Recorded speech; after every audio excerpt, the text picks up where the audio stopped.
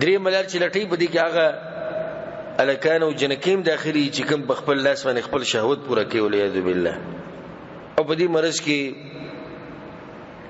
ډیر خلک اختری الا من رحمه ربي.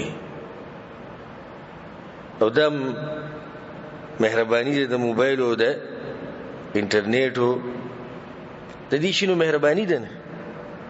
مخکې چې ته جنې تصویر نو لیدلې، مخکې چې د لغړ فلم نو لیدلې، اوس به مخې نه راځي یو بدغه خباثت ته پروتي دغه د لاسه تقوام ختم شي، د مخ نه برکت هم ختم شي، ذهن خو بیخ بنیادوزی او د ملا تیری مات شي. ملا تیری دا مات شي چې بچی به نه کیږي، د خزر ساتلو نه، خزر به د خاوند شاوت پوره کولو نه، د ټولي جاخیو ته جوړ شي.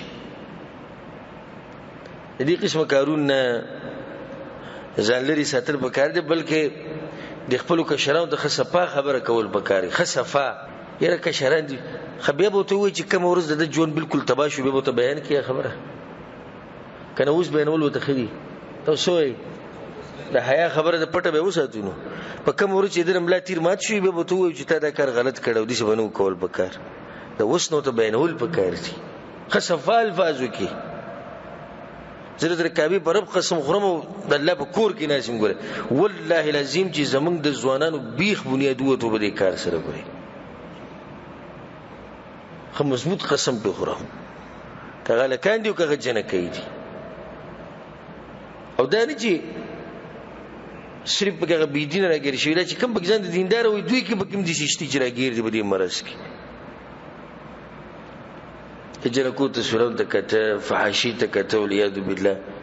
نتیجه دغه شرم، نتیجه دغه ذلت، نتیجه دغه بیمانی، نتیجه دغه ځواني خرابېده، نتیجه دغه خزاني شي ساتله، نتیجه دغه دنیا او آخرت تبا.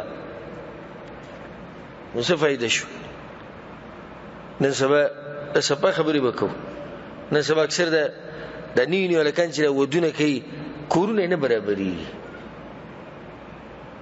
نو د کورونو د نه برابرې دوه ډېری وجې دي چې ما دا موضوع نه ده، خو پای کې اوسو وجې د ذکر کوم. یو وجه کور په دینه برابرې کې ځکه چې دی الکتور عمر له په انټرنیټ کې خپل جنکی کتري و چې دا کوم جنې غریب رااله نو ده دومره خپل نه سمره چې دا کتري دي. بل دا چې د کوم جنکی کتري دي دا غوي دغه کار دی په مخه میک اپ په مخه دمتوب ځان دې لپاره تیار ساتي.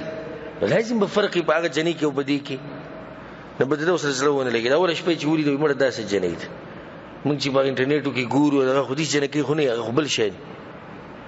نو دغه شان د جنې هم دې الک سره نه لګي ځکه چې هغه د انډیا هیروګانو د انګريزانو هغه هیروګانی کتلې دا چې وینو داسې شي دی ور هغه لکان خو هغه دې څومره خولي خو لکان یو غټه وجدا شو.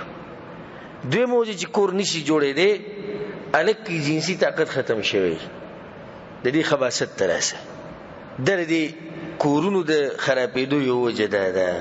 نه د دوه وجه اهمه ما ذکر کړي چې دې د لاسه کورونه خرابې خبره برانه وګد شي، خو په خپل لاس سره شهوت پوره کول دا د ګناه کار دی او د زنا خور ده، د زنا خور ده.